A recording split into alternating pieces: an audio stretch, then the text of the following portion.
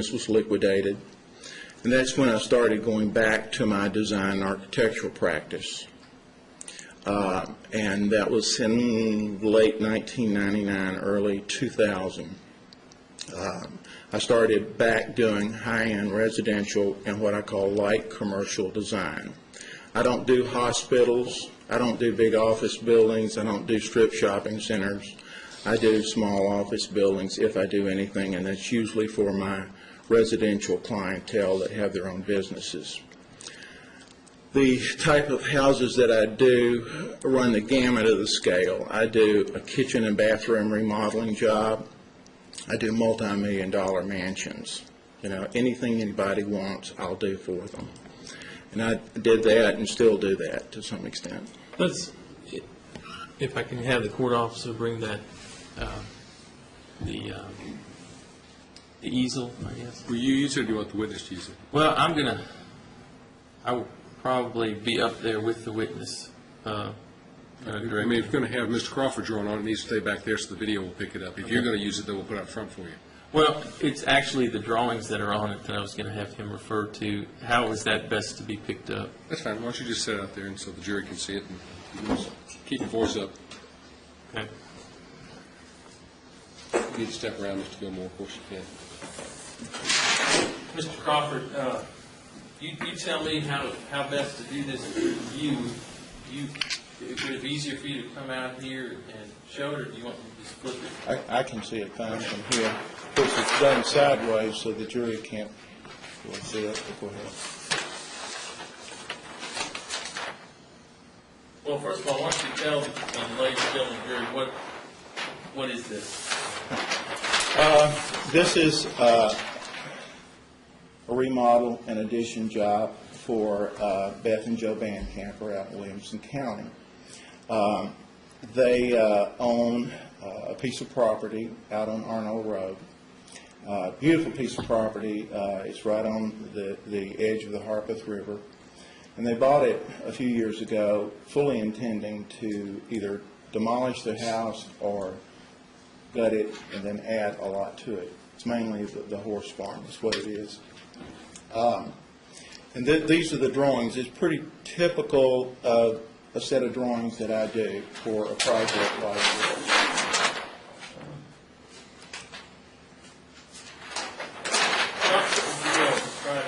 What are on these first few pages here? On the first few pages, these are drawings that are generated by AutoCAD, which is a computer program, something that I don't use. I know how to use it, but I'm not proficient. I'm from the old school. When I was in college in Cincinnati, there was no such thing as AutoCAD. This is something relatively new. I hand draw everything. These are drawings of the house the way it is right now. And in the field that I'm in, we call those as-built. They're drawings as the house is built right now.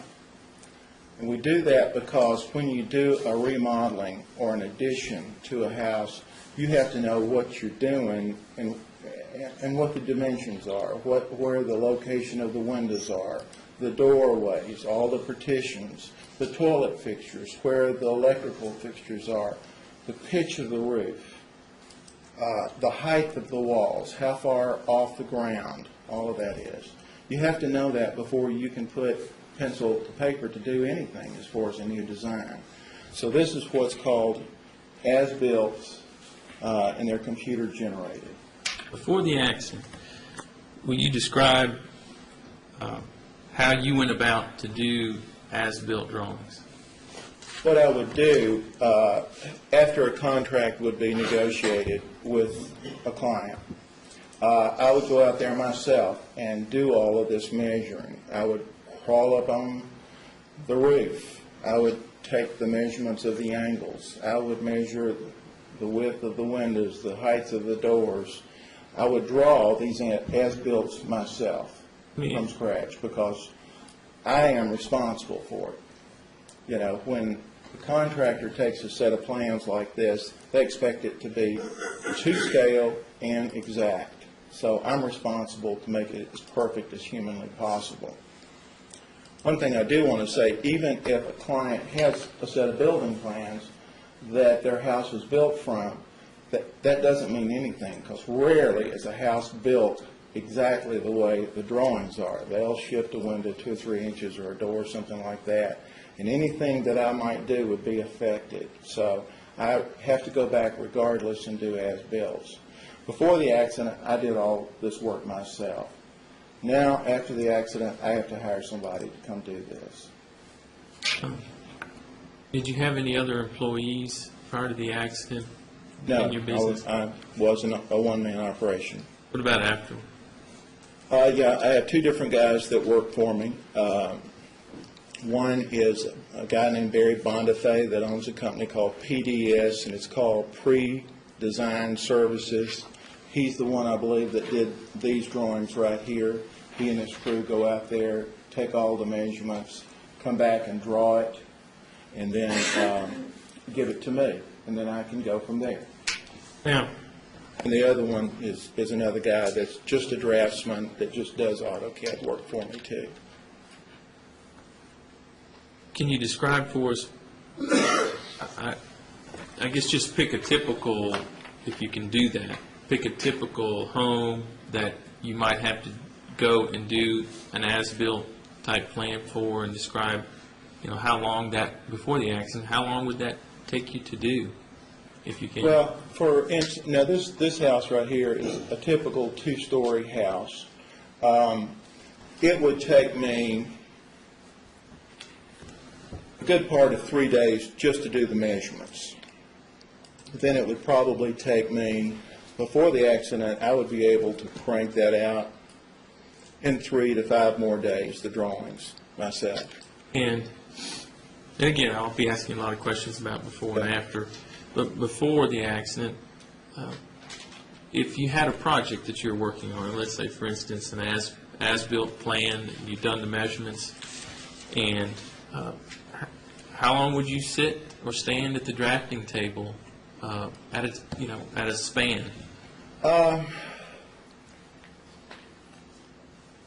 A typical day would be 6 to 8 hours of drawing, certainly with some breaks in there. I wouldn't begin to claim that I stood there and drew for 6 hours without taking a break, but 6 to 8 hours of drawing would be a good day, a real good day.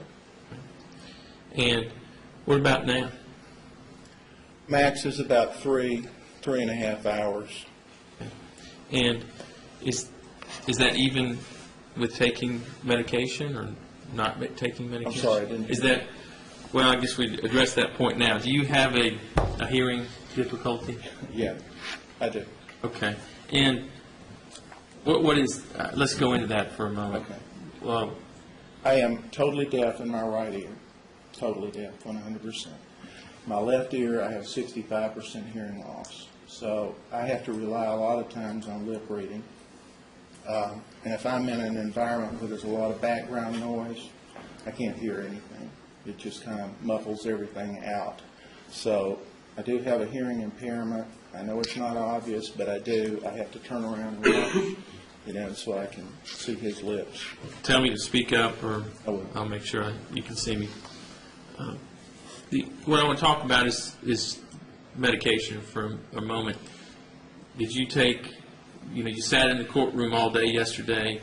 Did you take medication last night? Oh, yeah. Okay. And how did you feel after being in here all day yesterday? I hurt a lot. I hurt a lot. In fact, Juliana was very concerned this morning when I came in about having sat there as long as I have. And what about this morning? Did you take anything before you came to court? Yes. And what did you take? The first thing I do in the mornings is I have to take either a Prevacid or a Prilosec to protect the linings of my stomach, because all of this medicine is just really tearing up my stomach. That's the bottom line to it. So I take that. After that, I usually take some type of pain reliever. I have been on Mobic for a short time. Dr. Howell had me on Mobic. Before that, I've been on Celebrex for a long, long time. And I take in combination with those Darvocet or naproxen, or typically on a good day, I'll take 1,500 milligrams of ibuprofen 3 times a day. That's a good day. Why are you taking all this stuff? The pain in my back. Before the accident, were you, Ms. Raines described you as you're a constant pill taker? I think that's what she described you as. You were constantly taking medication? I have to take a lot of medication. There's no doubt about that. I'm not proud of that. Did you do that before the accident? No. I grew up in the 60s, and it seemed that, especially my college friends, they either went one way or the other. They were taking marijuana and all that kind of stuff, or I was the nerd. I didn't do it, and I'm scared to death of drugs, legal or illegal. I'm just terrified of it because I've lost friends to them. So how do you deal with that issue? You're now taking ibuprofen, taking narcotics, and then are you taking something to help you sleep? Yeah, I have to take a pill called Ambien. And it is a pain reliever and a sleep aid, as I understand. It's very effective. I take it like every third night because you're not supposed to take it every night. It can be addictive. I understand. So I'll go as long as I can without taking one, but typically I have to get up at 2:30 or 3 o'clock every morning and get up because I can't sleep. I'm in such pain. There's no way to get comfortable. I lay there, I toss, I turn, I keep Ruth up. So I get up and I watch TV, try to sit up, take some more pain medication. Now, before this accident, before you saw Dr. Parsons and Dr. Howell, did you have any idea that you had this degenerative disc disease that's been talked about? None whatsoever. I'd never had any problems at all with my back. I'd never taken any medication, for my back. No problem. Well, how active were you before the accident? Now, Ms. Raines talked about that a little bit, but I want you to go into more detail about, and let's break this up. I don't want to just throw that out there at you. Let's talk first about your sons. What type of activities did you do with your sons? Yeah. I have a son from my first marriage will be 33 this year. I have 2 sons that live here in Nashville. At the time of the accident, they were in high school, both of them, and they're jocks. They're football players. I was never very athletic in high school because I always worked. I always had to work. I didn't have a choice. So we used to do a lot of water skiing, a lot of snow skiing, and I would be quite active with them. I played with them. I got out there and tossed the football, things like that with them. And that was before the accident. And what other activities were you involved in with your sons besides those things? Boy Scouts. One activity that I did when I was growing up, I was in Boy Scouts, Cub Scouts. I was encouraged to do that, not necessarily by my parents, but I guess peer pressure